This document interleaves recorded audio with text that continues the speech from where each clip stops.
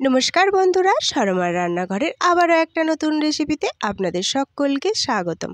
আজকে নিয়ে এসেছি চাল দিয়ে একটা টিফিনের রেসিপি। সকাল হলেই আমাদের শুধু চিন্তা বাচ্চা বা অফিসের টিফিনের জন্য কি বানাবো। সেই জন্যই একটা চটজলদি টিফিনের রেসিপি নিয়ে হাজির হয়েছি। আজকের রেসিপির জন্য আমাদের লাগছে এখানে চাল। এটা নর্মাল যে কোনো খাবার চালই আপনি নিতে পারেন। বাড়িতে যে চাল আপনারা ব্যবহার করেন ভাত খাওয়ার জন্য সেই চালই নিতে পারেন। আমি এখানে এক বাটি নর্মাল চাল নিয়েছি। এরপর এই চালটাকে আমি ভালো করে জল পাল্টে ধুয়ে এটাকে আমি 1 থেকে 1.5 ঘন্টা ভালো করে ভিজিয়ে নিয়েছি। দেখুন, ভেজানোর পর চালটা কিন্তু অনেকটা সফট হয়েছে আর ফুলে উঠেছে। চালটাকে কিন্তু এইভাবে ভালো করে ভিজিয়ে নিতে হবে। এরপর চালের জলটা আমি ছেঁকে নেব। তার জন্য এখানে একটা ছাঁকনি নিয়েছি। এর মধ্যে এই জলটা আমি সব ছেঁকে নিচ্ছি। সবগুলো চালে ছাঁকনির মধ্যে দিয়ে দিচ্ছি। জলটা কিন্তু খুব ভালো করে ছাঁকতে হবে যেন চালের ভিতরে কোনো জল না থাকে। দেখুন, সবগুলো চাল আমি ছাঁকনির মধ্যে দিয়ে মিনিট 15 এটা এভাবেই রেখে দিয়েছিলাম। 15 মিনিট পর আমি এটাকে তুলে নিচ্ছি। এরপর আমি একটা মিক্সিং জার নিয়ে নিচ্ছি। এর মধ্যে দিয়ে দিচ্ছি ভিজিয়ে রাখা চাল। এখানে আমি হাফ চাল প্রথমে দেব, তারপরে আবার হাফ চাল দিয়ে এটা কিন্তু পেস্ট করব। প্রথমে আমি এখানে হাফ চাল দিয়ে দিলাম, আর এই হাফ চালের মধ্যে দিয়ে দিচ্ছি হাফ বাটি টক দই। টক দই দিয়ে আমি এটা পেস্ট করে নেব। এতে কিন্তু কোনো জল ব্যবহার করব না, শুধু টক দই আর চাল দিয়ে আমি পেস্ট করে নেব। দেখুন, টক দই আর চাল দিয়ে আমার ভালো করে পেস্ট করা হয়ে গেছে। এটা আমি একটা পাত্রে ঢেলে নিচ্ছি। আবারও বাকি যেটা ছিল সেটারও আমি পেস্ট করে একই পাত্রে ঢেলে নিলাম। দেখুন, পেস্টটা কিন্তু এরকম একটু পাতলা হবে।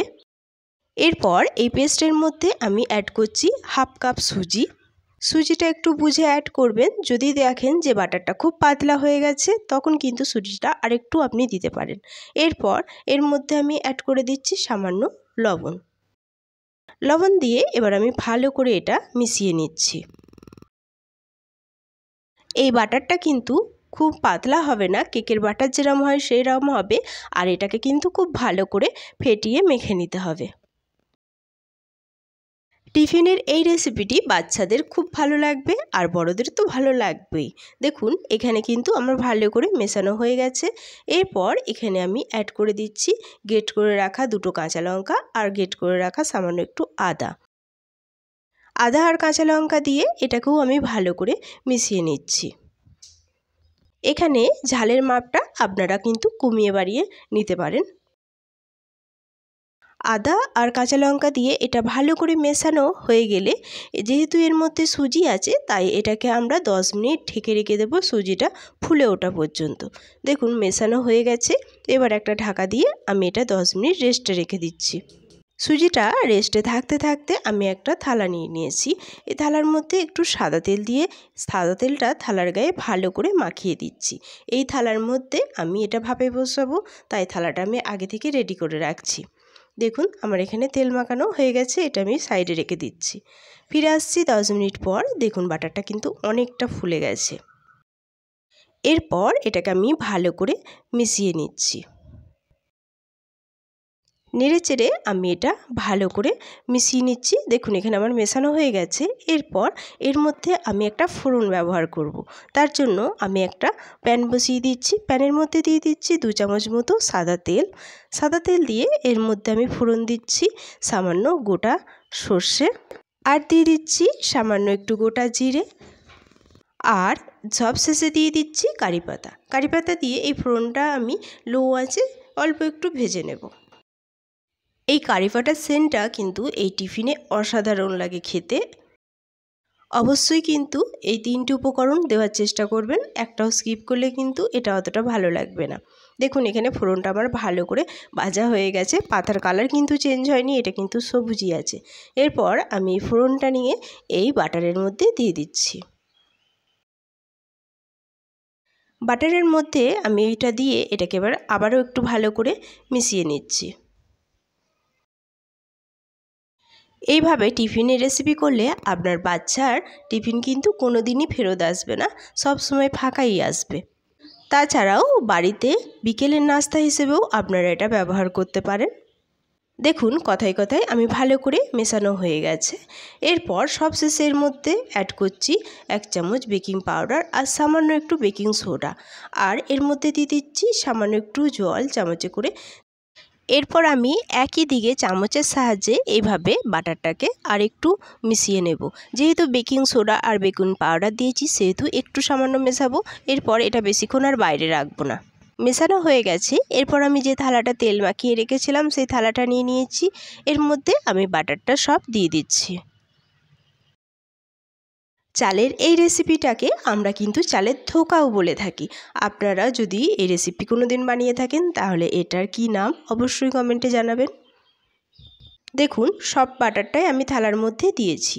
এরপর একটা চামচের সাহায্যে এই বাটারটা আমি ভালো করে চাড়িয়ে দিচ্ছি থালার গায়ে। ভালো করে আমার চালানো হয়ে গেছে। এবার ওপর থেকে দিয়ে দিচ্ছি সামান্য কাশ্মীরি লঙ্কার গুঁড়ো এইভাবে ছড়িয়ে, এতে কিন্তু এটা দেখতে সুন্দর হয়। দেখুন কাশ্মীরি লঙ্কার গুঁড়ো আমার সব দেওয়া হয়ে গেছে, এটা কিন্তু দেখতে খুব সুন্দর লাগছে। এরপর আমি একটা কড়াই বসিয়ে দিয়েছি ওভেনে। এই কড়াইয়ের মধ্যে দিয়ে দিচ্ছি কিছুটা জল দিয়ে এটাকে আমি ঢেকে হাই আঁচে ভালো করে গরম করে নেব। দেখুন এখানে আমার জলটা খুব ভালো করে গরম হয়ে গেছে, এটা ফুটতে শুরু করে দিয়েছে। এর মধ্যে আমি দিয়ে দিচ্ছি একটা এইভাবে স্ট্যান্ড দিয়ে এর মধ্যে যে বাটার ঢালা থালাটা ছিল আমি সেই থালাটা এর মধ্যে বসিয়ে দিলাম। এরপর একটা ঢাকা দিয়ে আমি এটা মিডিয়াম আঁচে 10 মিনিট ভাপে করে নেব। এটা ভাপে হতে হতে আমি একটা চাটনি তৈরি করে নেব। তার জন্য একটা মিক্সিং জার নিয়েছি, এর মধ্যে দিয়ে দিচ্ছি ভাজা ছোলা, ভাজা বাদাম, আর দিয়ে দিচ্ছি একটা টমেটো, 2টো শুকনো লঙ্কা, কয়েকটা কারি পাতা, 1 চামচ ভিনিগারের বদলে আপনারা লেবুর রসও ব্যবহার করতে পারেন, আর দিয়ে দিচ্ছি সামান্য লবণ, আর দিচ্ছি সামান্য গোটা জিরে। অল্প একটু জল দিয়ে এবার আমি এটা পেস্ট করে নেব। দেখুন এখানে আমার পেস্ট করা হয়ে গেছে। এবার এই পেস্ট করা চাটনিটা আমি একটা পাত্রের মধ্যে ঢেলে নিচ্ছি। এই চাটনিটা খেতে কিন্তু অসম্ভব সুন্দর হয়। এই টিফিন রেসিপির সাথে এই চাটনিটা একেবারে জমে যায়। এরপর আবারও একটা প্যান আমি ওভেনে বসিয়ে দিয়েছি। এর মধ্যে দিয়ে দিচ্ছি 1 চামচ মতো সাদা তেল দিয়ে এর মধ্যে আবারও দিয়ে দিচ্ছি গোটা সর্ষে আর কারি পাতা আর সর্ষে দিয়ে আমি একটু নেড়েচেড়ে মিশিয়ে নিচ্ছি। মিশিয়ে নিয়ে আমি এর মধ্যে অ্যাড করছি একটা শুকনো